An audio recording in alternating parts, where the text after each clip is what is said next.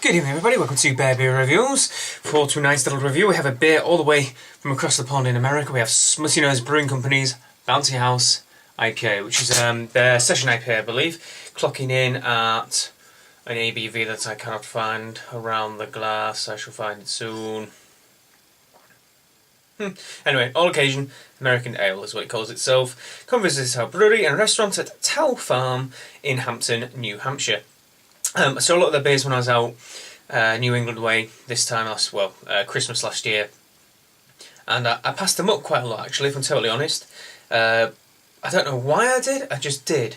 Obviously Smuttynose coming from the name for the, I'm assuming, something to do with the seals, but I couldn't tell you off the top of my head, and I can't actually find, oh there we go, sorry, the ABV is printed rather usefully on the side of the bottle there. It's 4.3% ABV, so it's pretty low for an American.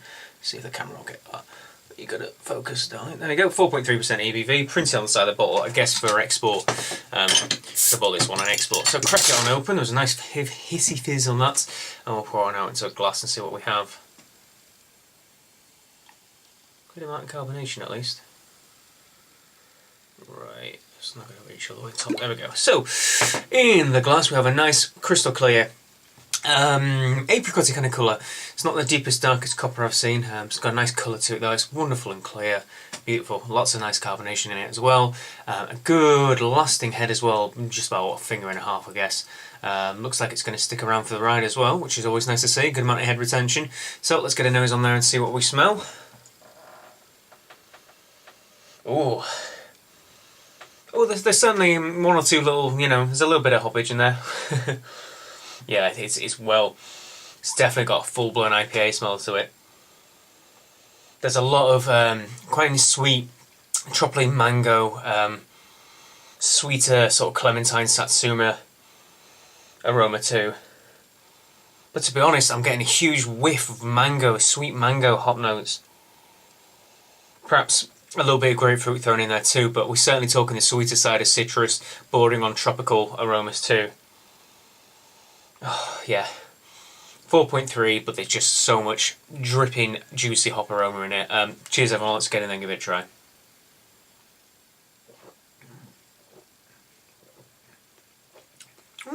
Alright. Despite the whacking grey aroma, I wouldn't actually say it tastes much of hoppiness, really. It's a bit disappointing that. Let's go in and give it another try. Yeah, in fact, I'm getting a really mild, sort of semi-sweet, little bit of very light caramel, nutty malt flavour, and then it just goes and drops off a cliff. There's not much afterwards. It's just pretty much this nice, very well carbonated, very nice and fizzy, despite being quite light in body, burst of just malty, nutty sweetness.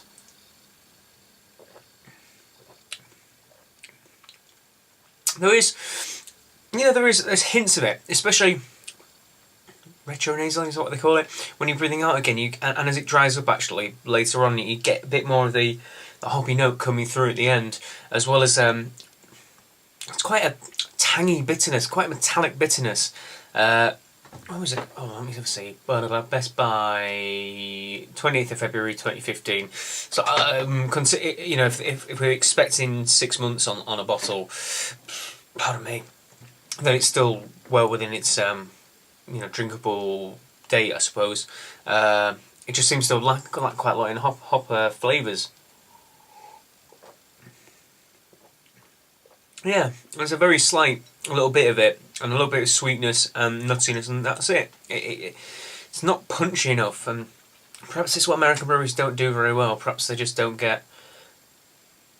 Perhaps they just can't actually get beers lower ABV tasting right. I've had several session IPAs from America, and I've been very unimpressed by quite a few of them. The Stone Go-To IPA was just like an alien bomb. It tasted like garlic and onion, although it was very hoppy. The Smuttynose one, again, falling a bit short on it. Founders Order IPA I quite enjoy though, I must say.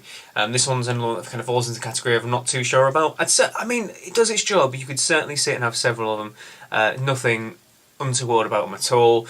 They're just not as pungent as perhaps I would like. I think my style, when it comes to the hoppy beers, I just prefer the full-blown IPAs. If you're going to do something nice and hoppy, let's do it. You know, so I'd probably have a couple more. Yeah, I would. I think I'll give this a nice 7 out of 10. It's not a bad beer by any means. It fulfills its role very well. It just ain't for me. You know, I don't think it does it better than English pale ales or English hoppy beers from English breweries that do it the same ABV. I think we've got a better handle on it because we've done it for longer. And that's our, you know, a 4.3% beer wouldn't be called, well, it might just be called session, but we're talking 3.8, lower, you know, 4% at push with English beers. 4.3s, your average strength beer, really, on cask in England at least. So, yeah, 7. It's pretty nice. But I think the Brits do it better. Ooh, first time I've said that out loud. So there you go. Please like, favorite, comment, and subscribe. Please tell me what you think. You've tried Smuttynoses all day. Bouncy House IPA, the all occasion American ale. And tell me what you think. Am I being too harsh? Cheers, everyone.